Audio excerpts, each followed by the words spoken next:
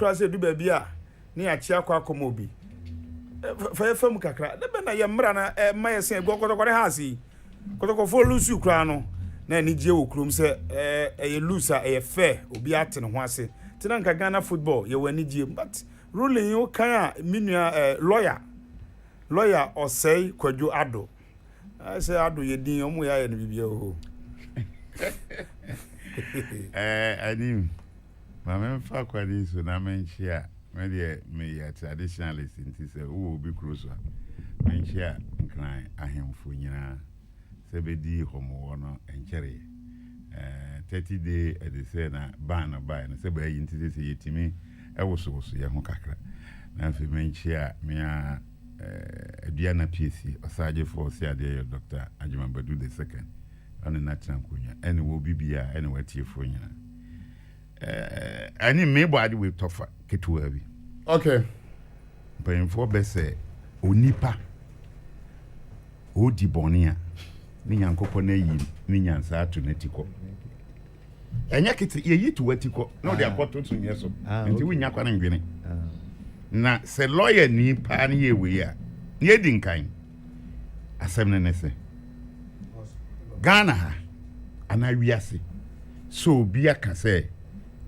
me be yesi na de majayo e offense ana David akura de maka manwi jiwade eno e offense bin see hada asi bebre 1981 we are going to AFCON 82 Liman de yenko they wrote to CAF Rollins about yenko we went any change of decision ba so be ka say ndem rabia ntaro ho na mra hot mra no kra nye duru nsina okay say rescinding of decision is not a crime quite apart from that no letter na nipa no de brawo no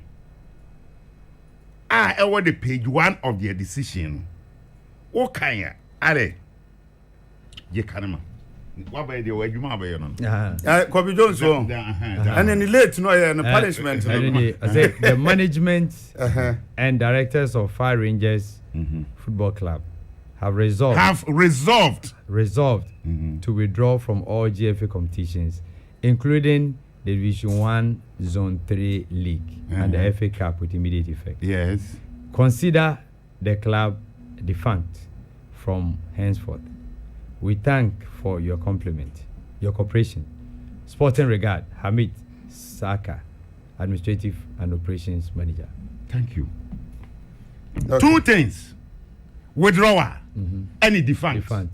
Say team yet Agua, you can't invite the team to charge. I know, correct. In your decision,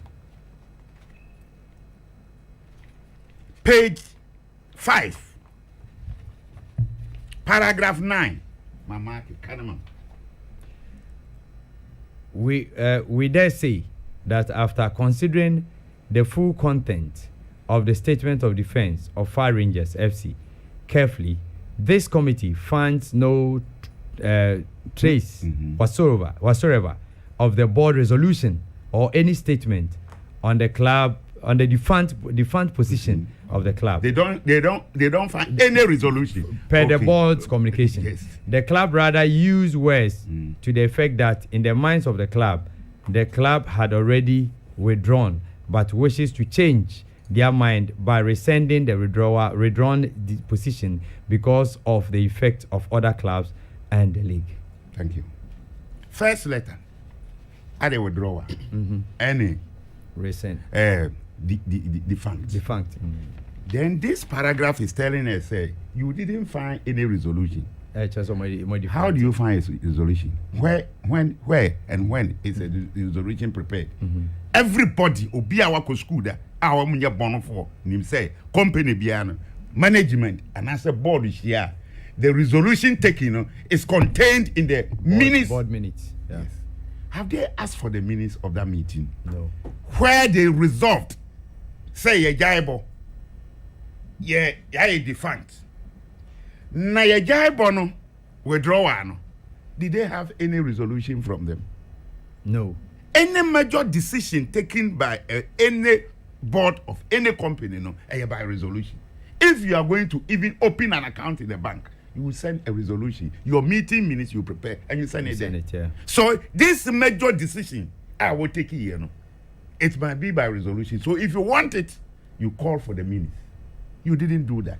Now you choose and pick. Say, withdraw an idea and stand it, even though there is no resolution. But the fact is now, and now say, "Wunya kwan ABI because you am fresh money and go court."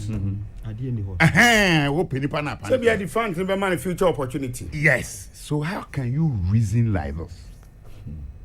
Now, and no nanchere no me yebe born tell. Body tete bo question back me no bi nam dey ato aso. Oko decision na. Or catcher will say page 4. Can we ma'am? Page 4. I say without prejudice. Provisional ye use there as abandonment. Article 13 to 3 of the First Division regulation. Okay. I say without prejudice to any provision to these regulations, the disciplinary committee shall have the right to take appropriate disciplinary decision, including but not limited to an imposition of a ban or direct or direction against any club which withdraws from a competition or fails to honor any match without just cause, and may also ban an official of a club from taking part in football activities for a specified period. May also ban an official. So, catching EBI, you ask yourself, and what the committee is, you ask yourself, in this case, who is an official? There is no official. There was no official statement in the case. No, official of the club, I will be banned. Go to the definition of an official. Definition of official. Any board member.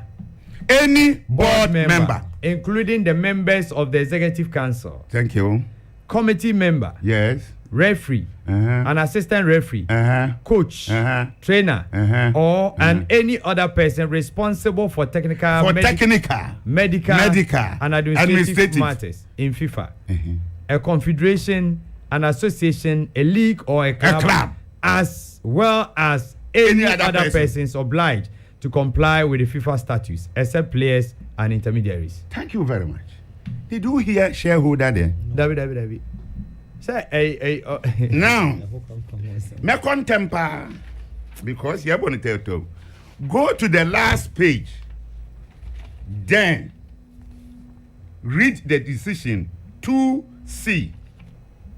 Okay, decision 2C. That the shareholders and directors of Fire Rangers FC on the record are hereby also banned from all football activities for a period of 5 years, effective from this 2020-2021 football season, in accordance with Article 13.3 of the GFA Division 1 League regulations. And shamefully, they are even referring to 13.3. I will talk about officials. Shareholders are not considered as official. Also, so about the shareholders. Meanwhile, the administrators, who are the management, who are captured under the description of officials, you left them. I'm the one by name. So, what type of decision is this? Such a bogus decision. Targeted decision. I say when your decision about to actually. Decision. That's okay. I check him. No, I'm starting. On one decision, they could turn on America. Oh, no, that's what you're saying. Yes. Say, what was our letter? No, say, be a more league beam near there. Emrano is saying, Emrano, I don't know, already. Train. Emrano, banning of officials, banning of clubs. That is the law. Duration, duration, add a specific duration. Or ma, they say. And no tinema, me country will say, they had targeted. But even in that law, no, already covered that, or see, fail to honor. And it's all the intention. You see, the law, was spirit and the latter. The latter is what we write. The spirit is what is the intention behind it. It is a member is be a message. Why you say to me call? And here, the asking time person me call. Now, man, qua, Miss Onya, man, cause you only also continue. Mr. Manu, what come here, Bebano? Mrana Chesa withdraw. Yem sanction when we had started the league. Okay. By over 14 days, the end and sanction. Okay. 14 days before the start of the competition. Okay. No what trouble. Na Joada, ade me film. Na me film no team no magun. What team magun dem enti say? Do you have that right to tell them say defunct in there you accept it? You don't have that right. Because on any team. Say if you are accepting the withdrawal on that same letter no, they talk about defense. So you cannot invite a non-existing body before your judicial body. That is why I asked myself, and there are lawyers sitting on that committee. And lawyer, they are 70 by a lawyer or say, now, the man comes back 2 days after. 2 days after, said, I said, I'm a kind, me, I'm kind of ready. I had me baby house. Yes, I had a person who's okay ruling now. The welfare body, no, Gaka, no. If you know for Buaman, and I say Gaka, they were more Gaka. So no, Gaka, minim so nka ho bi. But ono be ya arbitration say bi ono na asem no osom me am ye uro do nya ko interview. Me kan sa no pa bi so me frɛ uro akodo fia no bisa ne se bi so bia no omo ba be dan mo se mo mo ase. Me say fia no asma ka ja me say omo de omo ye omo de enti de afi ni be ba ne de. Omo be dan say wa de. The woman say a vice president of the FA. And a catcher Gaka for some room now Monshana. Me name is Odro Kasa no ka tell me say omo so e de akodan afi ni say otu obi su tuo na so man nsa so a ye jai enti ofo say afi ni nti because en sheda nche. You see I no can who be benya that courage to do what they are doing. Because you don't beg in such situation. Rescinding a decision is not a crime in Ghana. And way, what damage in football quarters and I say Ghana. In Ghana everywhere it is not about itself. If football quarters must cite Ghana, you can't say Yembo. And cry I'm fine. And this having not car for 2 million ko be ban Ghana. That's also now. Okay. Now 2 days after and sana obetwi obi aso na awa withdraw from competition no. Na wa ma competition confusion sim. Monday or the letter aba. Wednesday the letter no ma twansare. Yenya mobi kra. Ye mobi. So what irreparable damage did the FA suffer? Nothing. Okay. And you know, then you go ahead and you choose and pick say your defunct position in there, you didn't bring any resolution from the board. Meanwhile, the letter you are making reference to stated that management and the board have resolved. It means that they met and took a resolution. Okay. So if you want that resolution, you write to them to produce the minutes. My Mrs. Our question is yes, say you have Pam Club be say you na free league man. A disciplinary committee and a congress name must to me no. A disciplinary committee. Okay. It is when you are expelling a member, ban expulsion. Okay. A congress. But we ban, warning, reprimand, and another thing there. It is either disciplinary committee, appeals, the ethics committee, or what. Okay. And you know, in all, you see that even where they left the management, you know, you can conclude, and that is my conclusion. They know that Nanaya Amponsa is not a management. But Mr. say, Yanaya Amponsa. Okay, he is the target. Let her know the Kumbo ba. Let her know the Koyama or Koya Moko, no Koya, the Dinda Kotokosono. The one who giant and the one who remain here and the wire target. And we are meaning why target because he's not the director of the club. They don't know. And it's a public in the Buboni, the announcement of the club. You see a Ghana Hano, assemble, we don't make research. Here can be Eddie. Man who publication and I am Ponsa ban. Even the director say ya hundina ya Ponsa. Is ya Ponsa the same as I am Ponsa? No. The fact is that management I was said by definition you punish or you punish. Ah, okay. Because they know say either so obey and they say director or a shareholder.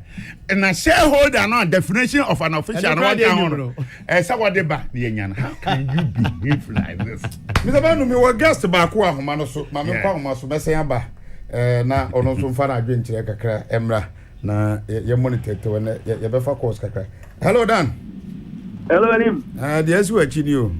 I'm actually they say the only one me hwe na achi. I don't know. Wikia wonderful. Wonderful dance o tia o. Njini so bebre wa dodgem. O baba. Next week oba beto. Hello guest is my monitor program la uzu bojuma. The line of questioning here be na bojuma. Na that's it, boss. But evidence say Kufumenu has dealt with the law. Ujuma clearly. Sebi. Adia ba ko a lawyer for be catch you say eni mmara enanti omoye nuanom common sense. Okay. The moment ubeyi common sense every mmara ho no na we ya fail. Empeyimfo na eti this man committee ayemi ya market to keep say just around the time obi e born about so go COVID abren so ba ye say the other country league Kotoko and the atmosphere everybody is talking about Kotoko and Heart. For the first time in so many years I saw them we na ye bo Kotoko and Heart nyom ani na a good branding strategy FNA adopt here. Okay. Anka sabra ye bo ma baso no na ma trauma mo this man committee the ruling full way abegu wani was. Sometimes ajumboni ba odima now review qualification. I would want to believe that this man committee no more was no legal brains are almost competent. But ajumboni no dey ruling in kine ku omani ma. Anyi fa na oktre ni sa. Mo statute clearly who qualifies to be an official of a club. Okay. No one say what mu ko bani shareholder. Enim ye na your way sometimes we show force na MTN fast any message say you flow to shares. And the MTN for flow to shares. Na me dan go ku mi tobia. Na MTN officials ko din se huna. Na National Communication Authority ko sign MTN officials no so mba mani mi go ku mi to shares. What is this? But you sign Omo running day-to-day running of a club, echo binding officials and get to go the president. Onuko go for Biba, identity theft, which was criminal. I dance say even the requirement and the different president, morality was part of it. And upon your worker and cut in the team say, on cut day-to-day running of dreams FC, we have to be fast assembling children. And this year, more running day-to-day activity for Bani shareholders here. We can look at the qualified by every president. But I miss the okay. My miss a question we say, any pabina, juma, a pacify say, the show boss said, you have skate and more juma, and as a cat and ruling in Sasha Zibi. Oh, many evidence in Sasha Zibi, but. Tenkofono and so much in some way at the check in Munyam dia. Rather they are making an popular by this bogus decision. Okay. So no imagine you say maybe at the next election and I'm concerned I tried to Kenya Bibinian fan killing it. They are rather making him popular because the decision is bogus. To me sign officials are running day-to-day activities of a club. I almost start to meanwhile Ukomo management club management system nimwa. Nana Amponsa is an official of Kotoko, not official of a friend is a Rangers. And even if officials the Crown and Mobile he's not even an official of Rangers. Okay. They are not too giant. You don't go beyond day-to-day runners of the club. No one go bani shareholder. Anything I was here to Jinko Banika to get good at that. Only one the end it was a hard criminal intent for people now way and outdoor for Pakistan. How many people for about you?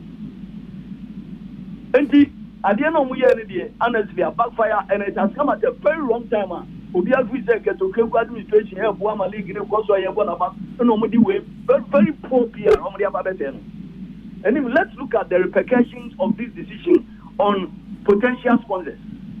The League at the PSUC sponsors. Into a bit, baby, not so person or quite shareholder of a club, physical question. Club we are who put up a man. I wish anything. Dan let me be Mr. Menua Sembi na I say I'm quite but no no so can say me the for I say it's a two na nkoma nki ye nko but ye papa Lawrence nyame fa the currency oba no my ekọ asem si ye production piece of media me di mo kunku my head of production me ne mpanifo ga kampanifo kasa ye se nka asem wo mu so mu bi ana ga kan de ya Canada so mu mu no bua no mu mu because se nka welfare body on team si ye adwuma besra o se mesra dia because it's two na nke betumi aba na manka ye nkodi e ka pato fo ye ne ye de boy ho nsam ni anyway ngoforo mo bo mu trimu pose na ne amponsa no pese o mo time ni yini fi Ghana football because even the decision was backdated. Look at the interaction between Galka, Fire Rangers, and the GF now.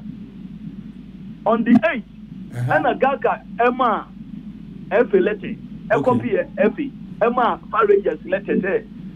Yeah, intervening, into decision. On the 9th, and about 11 a.m., and a Fire Rangers do a letter of resigning of decision come at GFA. 3 o'clock. Now with the letter on the 9th letter about not on the 8th date there was say Mabano official. I don't believe decision. They just sat down say Omo calculate me my dream with the say maybe in nearby election piano and I'm Pontano yet in any case anyone because we are Kotoko was sponsored to GFA. In John Free say piano and I'm Pontano to Kreku you're banning 5 years about the time and can't be the second term maybe on 75 years. That was the rationale behind this bogus decision. To the extent that now the folklore no come we this very articles are really a football normalization committee yeah. And by virtue of the fact that now the police was the only lawyer among us, most of the clauses not a year. On condemn and at this one committee. What is this? It is not like Omunim a deliberate senka, and I'm Ponsano Mufas Omukunanimas, but the Omu Yemubie, I the Bonsama Abo Pazio, rather Omu Yemufla. And it has come at a very wrong time. You know, if you say the league, you know, the ambience around the league, you know, the atmosphere they have created around the league, will be able to and at this one committee now come bogus from where the bogus decision wherever. And any medium use as early as possible. Me no wie na aja ye brere nti na ya ocho letter ekoma efia ne ukọ efiwa ne dinda kotokofo ayi so oja adwuma ni bi no okura bi mu nti na still ye target of Fire Rangers nana me see adwumboni decision otom because for no more club management system club be officials list na ya odin e wo kotoko list so as kotoko official not official of Fire Rangers. Okay. And even if they were to apply article now government say officials number ban no mukra Nanaya is not an official of Fire Rangers officially it's an official of Kotoko but Tagatani say young pom na football move by hook where anyway say yeah which hunting vindication I think it is becoming characteristic of this heavy and 30 years you think Tamimu your enemy oh now more now that's no I've paid baby within the past 1 month to 2 months so ko FA records now hwe nipa omo ankasa I resign from and I say me ba ko di nkomo osisese oye nkokọ no people ankasa do omo pe I resign eja FA because of it also eja do FA no aba ayiko within the past 2 months people be 6 and 7 eja IGF juma under Ketokreku because they don't feel comfortable. That vindication and victimization because they are victimizing vindicating the vindication here in Kaunun Kawan qualify by every president. Because no candidate they was too clear.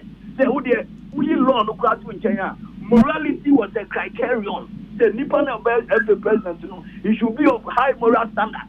And a woman team according to everybody identity theft, which was criminal. I think you victimize them. If they are doing certain things right, some of us journalists are ready to back them. Say, leave your starting planning at the grassroots code program. Is in good direction. But when guys have victimization, he said, "We can't. But then, when can one other say with the FA president of the state in the clear say on to opposition for any argument because on a ruling government. Now, Mr. Gopi say FIFA the rules governing solidarizing any friendliness in Nasif on the Senate here. FA president Becca said the colleague football administrator. It is never done. Okay. Obi a wa ye na ye ni say oni kwesi nya techi aye adwuma for years. Uba e say bia publicly we beka bibie tia no aka say uba ye no waye bibi o dey sabotage. O si o ye wenim. O munya isa. Okay. The Ghana football no say dia make chance kan ye. Say very thing. Nenjue bia ankane to a kompo a ono dey ko menkalisem. Okay. Na me da se bibi ni amese aba eja ye bredi ti wani se bre na eja e tware kakra nti kofi ma no so tia o mejere zuwa. Okay, you dan ko kue bua ne kasa your friend say Kobe na dey LOC GOC just me ko share last because we are very important yanka use maker Kobe dey make me bisa obi mu ne say ruling no I say nsentro for ye di ruling nanim and I say no ano because na ya mponsa no ye money din o ba bia ruling no hwe obi adin nim positions no na o target at ana ebia yesi kuma chichire na tutu na kokoti wana na wera ho eno na yetumu bia eno na yetumu but they only say Fire Rangers no enim say Fire Rangers eti na ya na Fire Rangers okay enti say enim watu bobuku na me fa say wafui na obekwa esi wafu no bibia esi o ma say ebobodin enti sa na tie enti Fire Rangers no say abusuan kase na ya na tie enti e dey na di ne ebebo but you see yen crowd no on say adwenboni ba utrima say na menua panyin panyin de kun say adwenboni ba utrima adwena eketwa no eketwa o say adwene untumi nwen because if your mom much stories cry they couldn't do research they just wrote it omunya hu say abani Fire Rangers abani directors from say na yampansa ban for 5 years na enu me who are me street but the o kase wo say kwakwa no o much stories them so omunya because o hwe the Mr. Manu church area now the target was story now because the encounter shareholders encounter nyina say the obani ne the abam the am trust story bani na na bi na me chow say tell me na me chow say omo chow story no some your research we are they would have known say na amponsa before expose that part no before taking Kotoko job no or language that position as a shareholder of the club because no per conflict because he knows no he's smarter than them no minimum no into no onye shareholder of Fire Rangers BM they don't know and he made it public there so our four parties should go back before Nana Amposa took the job onye shareholder of Fire Rangers shareholder and your crime so what I say okay. In any case yen for the shareholding issue nimra because say me your shares or has him ya won kofo bebrebe house supporters o shares enya asem ketwa na so ochina bibi house akoye bibi bia management net asem no ya bani house for everybody no na ya bani house net asem no kana mudi for everybody no I got you say what you know na bi kra Yakubu Abusalam obi yes Moses Parker obi e won house mo na wa got you say ya bani shareholders nyina for more football activities we nyansa benu sabi nyansa benu and the FA president that asem ba ni team ba de wo ma no come grant be house so obi or 5 teams we come grant house obi Majis FA president for 5 teams. Yes, yeah, Bani has. I say, Obi, I want to say, so has he as a director? Yabano. And then that FA president, the team Benya as a shareholder, Yabano. FA president, there are some people who had the people. Majis all 5 teams. Say, we really need my job, sir. Because and Matthias say, and was a school, nominate electric be doing home. And on the Ukraine one because you see, Nipana lawyer Nina in Sasha Sieno. Your friend.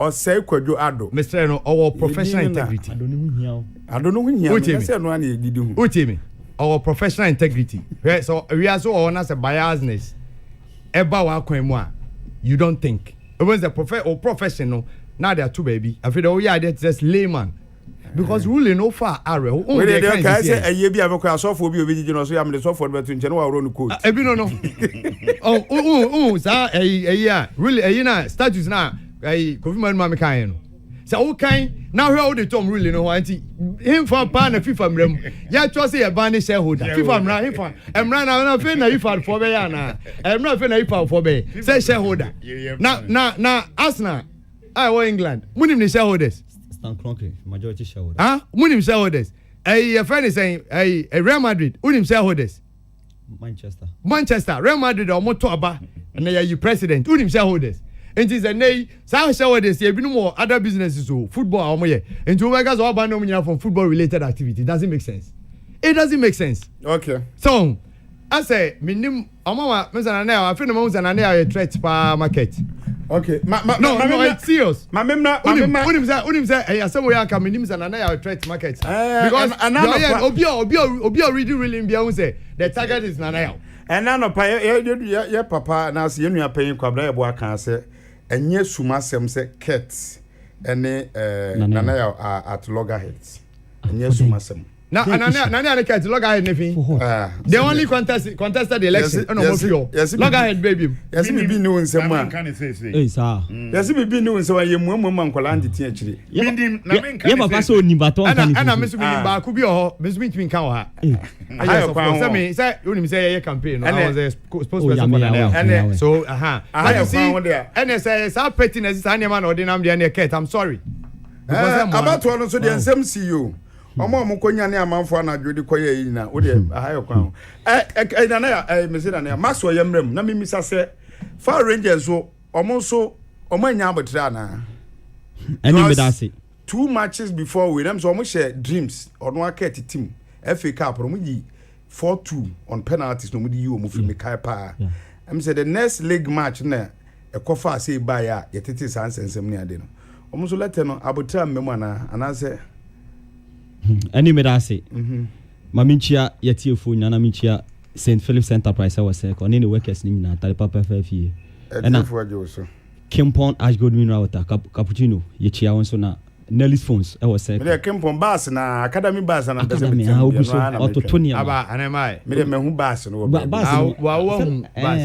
so de obehu kabodi say and Nelly phones so o say ko maminchia on any workers na anim asem na busa me no e me de pa me hu ni say Far Rangers for enya abotre okay media sana me hu no because anim football no mo nyina munim emla mo de football no e me de say ye papa Kofi Manu ha obie ye no ko bi akan say o twu hu free ma asotwe e wo ho e de ma okay nti ye den na okobo omu ko voter omu ni Agbozome Weavers yes olele team no omu say am say jam omu nya say 3 red cards with yellow 2 red cards with na disi enema bi anko ho bufuo e no mo de chon salete no okay na me no ho edu ba bi so a ana me blemu mikro mu ni na nua amponsa because so frapeda yellow house yemfa koma bebre nyade teletere nyo no tro me da say mo ba ho sana no what of photo nko am he there's no way say on be chon letter Mr. Amponsa ni mo hwe me na me ka kire o mo chon letter na nua amponsa eni mo hwe da oya we odim nti si ati ahwede ma ye nto ana enye na nua amponsa na Great Olympics e hye kotoko ade e no tutu opam ma so akuru ana ne communication director ti asempa no pa o ye program no nim se na nua amponsa pam ma so akuru enye na nua amponsa na e ba ya wan hwe kotoko players no contract e no pam players e copy mo status committee a ye fine kotoko nti ono so wonu mfum so thank you mi kro mu ni na nua amponsa me so me di amponsa edu ba bia na nua amponsa koma any decision be taken no ana hadwen no kra e ba ko pe but enu so ntre se ba bia enema necessary de to no ye mfen to ho fine oma pre omo ho anya abotre atwon letter no e de aba 2 days time omo twon ba ade aba ko mi su mi hu ni se efe no ni ehu hi omo pa ye first letter no second letter na wo twa de aba ni sa fa die mia na me kan ye na emu ma twa sign me pa che no enu ehu hi omo se me pew ana se me ankasa no me target ni se me nyaya na go afiri mu deda because minim se nka obampo na second letter say Gaka interview yes say second letter Gaka interview intino mo choy omo no mo hwen first letter na ba na no mo di yom adwuma na Gaka na oni adwuma no na wuli ni wo hu yes me no ya adwena anim wuli no ma wuli ni wo hu me Ghana hedu ba bia ani ye ka se ye mra nya adwuma emra ne so ban so aye se ash by mistakes ye wo media seka club no e no mo punish club na me ni problem but baby e ko wewere shareholders ne dia me bra pani adeli ho Oh, ebi kan eni ebi nso ka 5 years nen ebi kan. Enye 5 year rule ni nye papa. Ah. Yes. Yeah.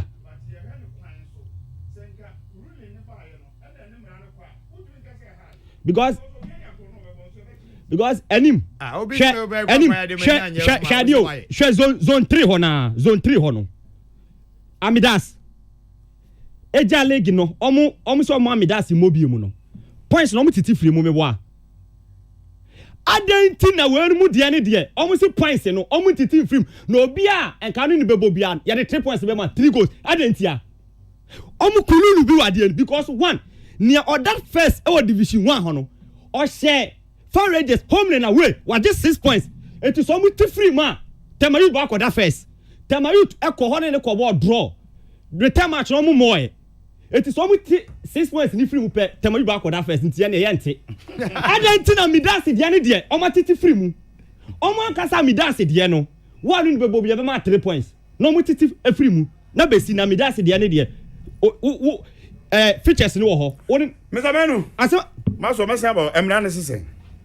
Say who promote bisa in a such situation who are bomb matches in that because no my trauma so on just man in Kasabi but me pesa manfo hu the conscience the air coso na dachi bi akwakwense now say bibi says na ye nipa na emra say in fact seriously mrana dey say na do for him ma besesa bi man aye rua rather normally no ye spongy points. Yeah, points in your film. But me young call that different code that why the mono that area. Okay. But like he's saying, Obia are the mean to me register players. I mean that's more ball. Yeah. 7. One banner. One banner. Second we do no abue. No register. No about 9. Or boy we ya where my banner. Are they confused? Oban anywhere where na yes we share Amidas in the Far Rangers dey na like he's saying you know a target who say Amidas Ghana on point Gado was on and outside oh okay you say you know Gado have they close no Nana defense not only defense Yabano 5 years and Yabano 5 years and equivalent to defense I saw no be all I want is over say about start to know why yes look many my describe with this say remember say no say a bogus holo it was born out of witch hunting and vindictiveness but me say debena ye na ya osi nchen a ono no emra no betumi abo ne bra because me tie dia o kan dia se na ya no kra nkan wa se bia obi anso ntunko bi salary because wo de ko nyankopon nchen kra na shareholders nim pe emra na wa ye no so ne bu me but team ne debe na team no wa ye team no first and foremost shareholders no they have been brought into this they have disgraced them they should go to court because you won't mara na kasa na court say he is not an official. Mr. Manu Pacho, we did Mr. Wa, but question me, say we are no mamma. Me, Pambisa said, also cars and court. You cannot go to cars immediately. Cars and I say, so we can't court to maybe court, because the shareholders are not part of officials okay. as recognized by FIFA. Okay. And you know, once you bring them in, okay. And in Guasia be what them on. Okay. And then in Guasia assembly, it is only the ordinary law court. Now to ask the FA to respect their own laws. Okay. Now, board of directors, in the first place, in their own decision, what can I say? The directors did not bring there is no resolution to that effect. But Nyansa and the common sense say. So what can say? There was no resolution there. Now, the chinye, or the bad chinye was a sana benedia. Then it must tell you, say, maybe the shareholders were not informed, aware, and when they got hint of it, they called them and reprimanded them and asked them to change it. You know, some come here more Jumaka class. 1 year no come on shareholder no. Hey, Ajuma Omudini efi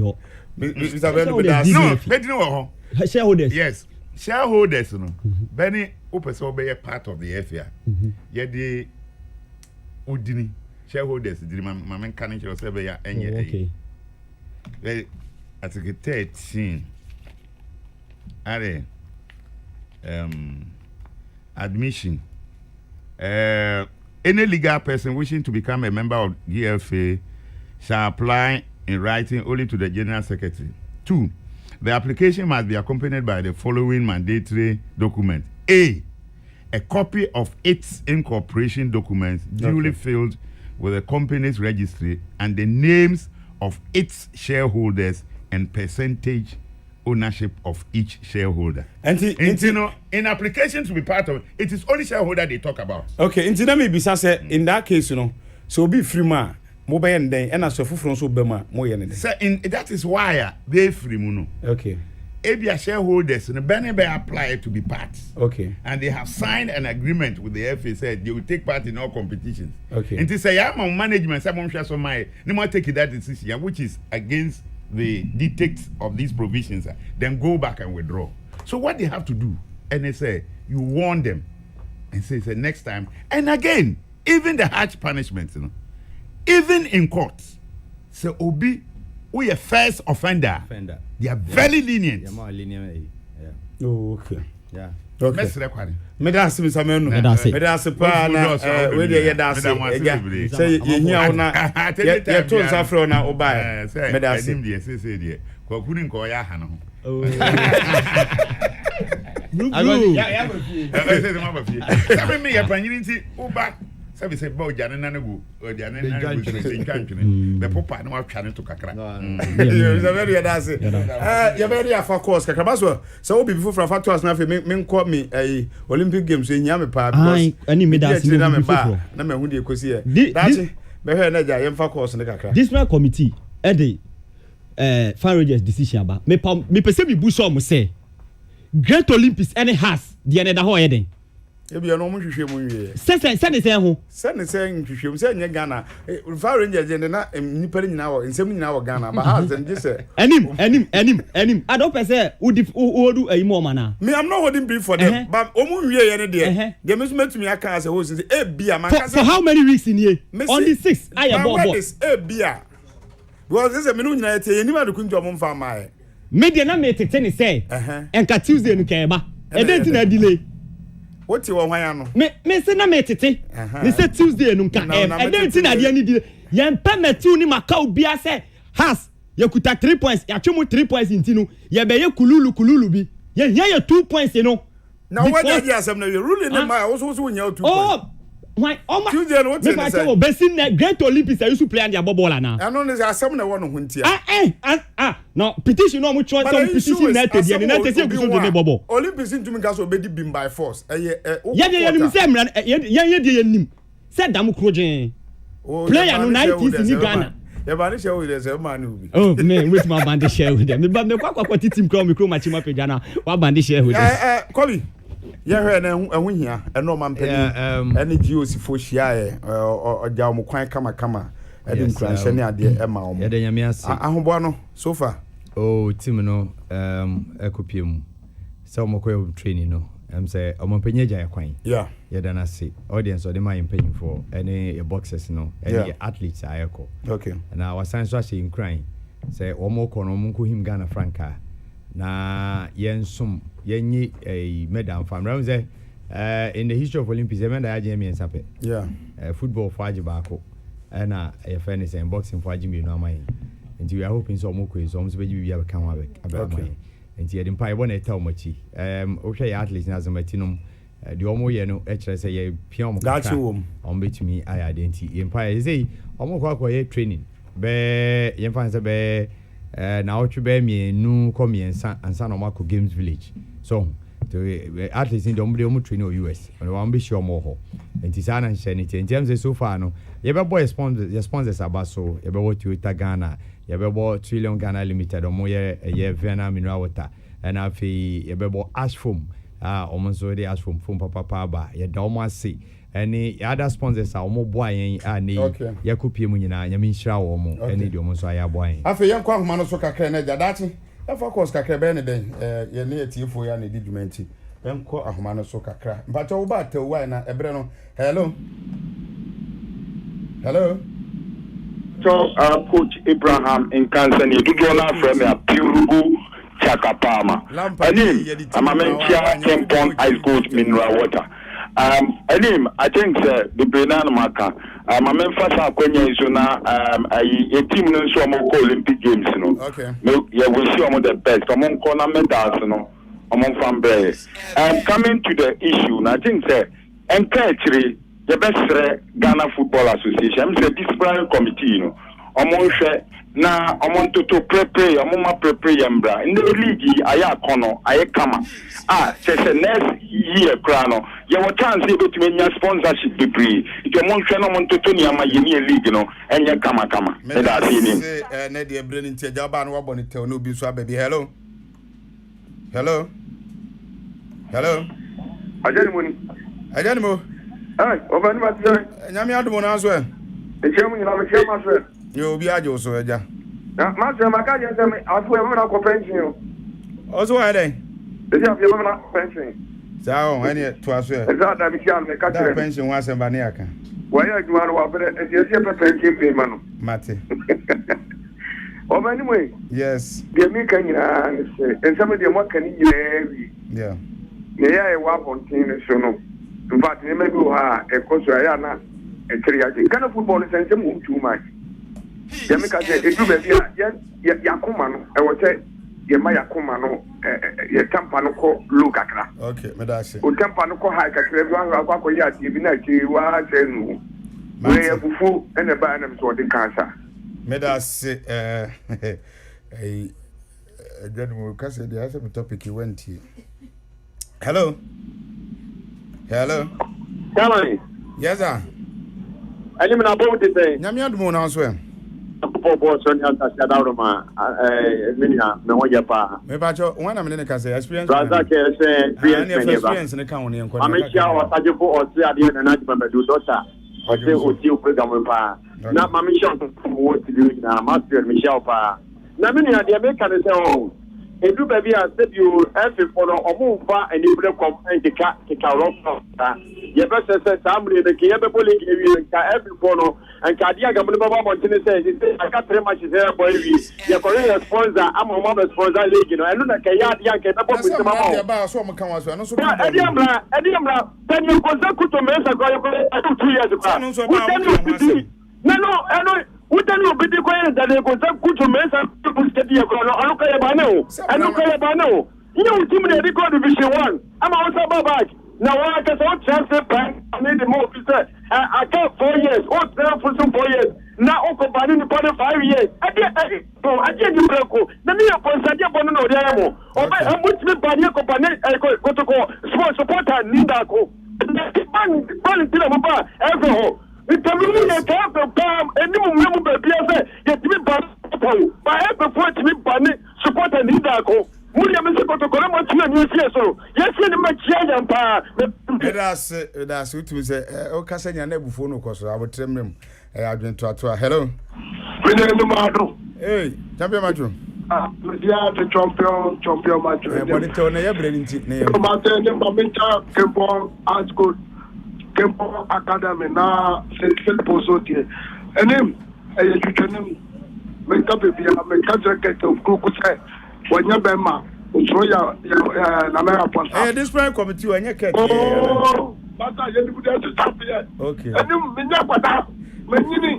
when you get a football compass, Papa, and I can go Papa, and a Papa, a blue, Buffalo, and Fernando Chalica. Now, trouble was not yet going to football. Okay. Pablo, with that, what shall the rules of Wakapat? What you want to move? What I'm going to say out? You're pretty happy. Now you're a yapia. I told you never saw Ghana football. You're not a panini. You're not a Yakasa. And I'm going to that's never for call it cat when I hear the course in the and I am for Kobuneja announcement. But and now your Bamed birthday. Happy birthday, Uncle Samson. You knew any did you ever have. Eko asma. Ene eko birthday. Ene eko birthday. Eh, senior. Osafo. Osafo we ya minshira o. Happy birthday. Osafo ya minshira happy birthday. Eko asma happy birthday. Ene Mr. Mamincha Dr. Keke Sapon. Na mincha Dr. Bani Akune Dr. Fori. Mincha mo na GMPC. Okay. Mami from last corner fi ye nchia ni answer. Hello. Hello, good afternoon. Yes, sir, good afternoon. Pacho ni be afraid. I'm Abiola, I'm Katefia Abeka. Abiola Pacho meet you. Yo, anim, yes, a penny galleria, and then Swassa. I said, Nana, a blue, I can. Usha, a friend, I can't know. Nanaya, one time, from day one, I almost to Abana, or be the FA president. We don't need for contest, where we near in Cadebe Beam. Now, Quack, dear Baba, go anymore. They say, I've been born in ever great remark, or Tomum. And to understand now, 8 years, and Nadia will be me 8 years, 4 years, Nana, Cat no bit, because why am I not for Africa, continue to keep over, I haven't been near Prince, continue to keep on the Naka, Ghana, Soka, Baba, Nadia Cat, dear. Continue to get down, crack and pass also. Only Napon Yajuma. Men so me da sit, me da frefo ni nyina sit, nyame hyiramo. Say edi dwuma ya mokan ya honam tie ye na edubre o say mo de madwen kire ban so a mama peace power sports etumi ekoyi abonyafo ye koma so anim ye wie o last comment my last comment ma me mo Salif Ibrahim Abaso na me mo coach Samuel Buedu Abaso coach of the month and then player of the month na me mo has entitled me nyina Abaso okay and I NCC enkoyi so ya munya abote me boss to support it enkoyi so ya munya abote and enkoyi mu bo ma baso ya show manka de nim de ka munya enim uti Manchester wa bruchiri or the second ekobo iwe pafa na but support any complain say nem enkoyi me boa but me see enkoyi me nkasa wa nye but kasa ni bi o Philippe no ba me no ya adwen e ya na nya fe ma me mo ye board na baso obeka say tama Costa Papich ko ye no ene wayo ene ono se ni mai wayo house lusu last na duru na me kun ye safe madam funi Samuel Buadu wayo frame na duru so wayo nya se ono na madam funi Samuel Buadu na de na madam funi wayo be bia wo wutie bia bitia o na onyame ahu na anyway ko ti se wa Ghana madam fo emienu ma so kunadu ena Samuel Buadu okay wayo ti se madam funi Samuel Buadu on bo match anaju bi nko obo me ofun so anko ya munya botre ka ho de me wo ya house no mo ni nye ba de wa asem baako emze ne we ni ntie ntimi anka nyame pa Sunday yene dwarfs okay na referee na okudi ne friend Benjamin Sefa na referee san wo ye kotoko ni pa ye se kotoko awoni sa de ade so obedi mo ne kotoko so na obedi ye se kotoko mami wie de obedi kotoko fo obedi ye ne kotoko ne se kotoko ne raise ye ka chomo se ye de ye hwe professionalism so obedi referee ni ye de enka se mo support kotoko ye se no Sunday onfa ne kotoko nsem to nchen na o medi referee na as a professional referee enti Bensefa se utie mi as o ko school e wo benkum enyelifa meda se meda Uraku Fumenu Blue ase sanso na maso agege meda na se na fi meda Kobiju nso ase se mo beboa me boss dan kwaku ye boa nso meda ase se ja de wadwen kire e baaye Peter Square mi producer we meda na ase sanso na dachi hene ono fa course ni nyina de ma meda ase bongo di fara ene de tidbit no e de ebre yes abre ebra so se ye de nka bo a yenya e wo kasa fidie so e de ma Lizori for ye da mo ase papa se maba sumu yensum papa Lizori announcement for nyine bia asom so Lizori for yedamasi papa se yedi dwumaye a ye sports dwumadi yawada mo fenti mo banti wo pe se o order aduane o Lizori a obetumi afre 020 814 1275 020 814 1275 Lizori yedamasi papa se